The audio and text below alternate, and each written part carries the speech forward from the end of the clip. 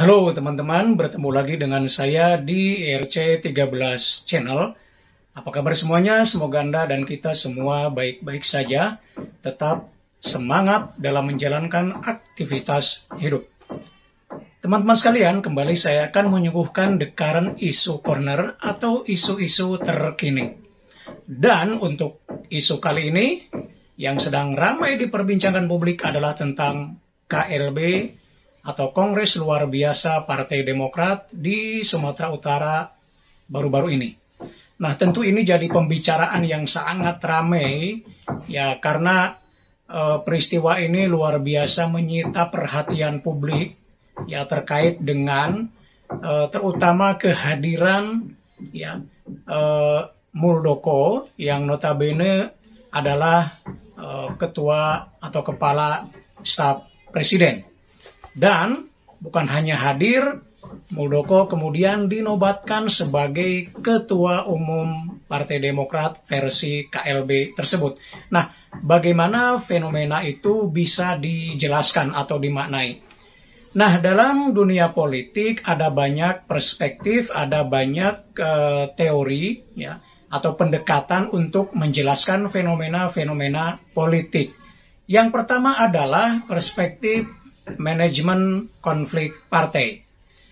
Nah, ini sebetulnya problem yang dialami oleh hampir semua partai politik di Indonesia, bahwa konflik-konflik yang terjadi di partai politik, terutama konflik internal, itu seringkali terjadi dan tidak bisa dimanage dengan baik, sehingga pada akhirnya kerap terjadi perpecahan yang berujung pada dualisme partai politik atau dualisme kepemimpinan partai politik.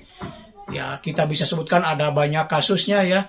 PKB pernah menjadi dua partai, P3 juga demikian, dan lain sebagainya, sehingga apa yang terjadi di Demokrat bisa dibaca dalam konteks ini, terutama ketika memang di dalam partai ada persoalan-persoalan yang tidak bisa di-manage atau dikelola secara tepat, ya, sehingga kemudian memunculkan riak-riak, bahkan bukan hanya riak, tapi kemudian gelombang besar, seperti yang terjadi di Demokrat, sehingga ketika misalnya ada semacam ketidakpuasan di beberapa anggota partai, kemudian ada hembusan untuk mengadakan KLB atau pergantian kepemimpinan dan seterusnya.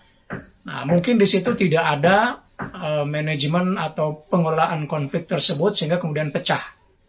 Nah, dan itu tentu dalam dunia politik sesuatu yang memang biasa terjadi ya. Itu yang pertama.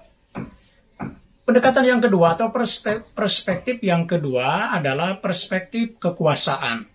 Bahwa politik meskipun memiliki banyak makna atau faham tentang kekuasaan, misalnya Profesor Ramlan Surbakti dalam bukunya Memahami Politik itu setidaknya menjelaskan 5 faham tentang politik. Nah, tapi di antara 5 faham politik itu yang paling menonjol adalah paham kekuasaan. Bahwa politik itu hakikatnya adalah how to get the power. Ya. Maka Laswell misalnya mendefinisikan politik itu who get what and how. Who gets what and how. Siapa mendapatkan apa dan kapan. Dan bagaimana mendapatkannya. Dan kecenderungannya adalah bahwa kekuasaan memang adalah target utama dari para politisi. Nah, seringkali kekuasaan itu demikian memiliki magnet yang luar biasa, sehingga orang begitu sangat terpukau, begitu sangat berambisi untuk mendapatkan kekuasaan. Nah, kalau misalnya dalam bahasanya Niccolo Machiavelli, ilmuwan dari Italia, yang sering sekali dikutip dalam dunia politik praktis, the ends justifies the mean, bahwa tujuan tentu saja dimaksud adalah kekuasaan menghalalkan segala cara, dan praktek-praktek politik, ya terutama politik praktis yang dimaksud, seringkali memperlihatkan kecenderungan seperti itu. Nah, apa yang berlangsung di KLB Demokrat banyak dipahami orang sebagai bentuk dari pengejaran kekuasaan. Ya. Dan ini targetnya ya dikaitkan dengan Pilpres 2024. Ya, di mana kontestasi politik itu diyakini bakal seru karena tidak ada incumbent ya, karena presiden yang sekarang itu sudah tidak bisa berkompetisi lagi, maka nanti yang akan muncul adalah calon-calon presiden baru, maka kompetisi bisa menjadi sangat ramai. Nah, dalam konteks itu maka masing-masing menyiapkan segala macamnya ya untuk menghadapi situasi politik tersebut. Nah, dalam pendekatan kekuasaan ini apa yang berlangsung di Demokrat, dalam konteks ini adalah KLB Demokrat, bisa dibaca dalam konteks menghadapi pemilu 2024 yang akan datang. Ya, demikian teman-teman, mudah-mudahan bisa dipahami dan bermanfaat. Sampai bertemu lagi di video berikutnya dan tetap semangat.